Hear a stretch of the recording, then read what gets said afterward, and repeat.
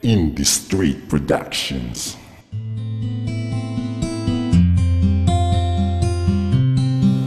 Kamusta ka na? Alam mo ba, pakiramdam ko tayo pa rin. Pakiramdam ko katabi pa rin kita.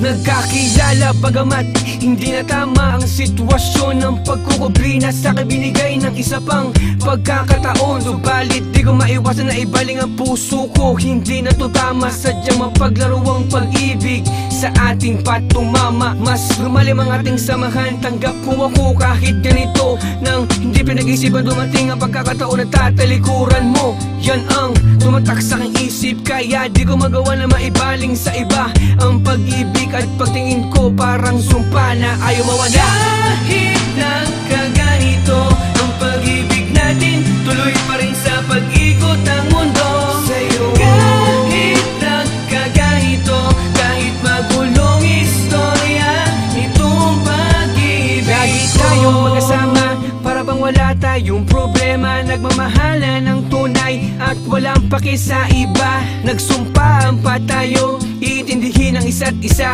Para tayong pinagbiyak, daig pa natin ng mag-asawa. Tila walang hangganan o sukat ang pagmamahala na tunay.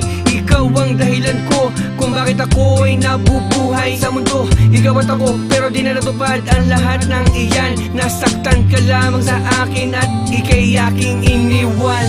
Kahit nagkaganito ang pag-ibig natin, tuloy pa rin sa pag-ikot ng mundo sa'yo. Kahit nagkaganito, kahit magulong istorya itong pag-ibig ko. At yun na nga ang nangyari, nakipagbalikan sa dati. Kung mahal parang sampal sa'yo, alam ko masakit sa'yo mga nangyari. Pero anong gagawin ko? Nangyari na mga kinakatakutan mo. Dahil sa'kin nagawa mo maghanap pa ng iba, pinalitan mo na agad ako sa puso mo. Kasalanan ko lahat, kaya ang bigat.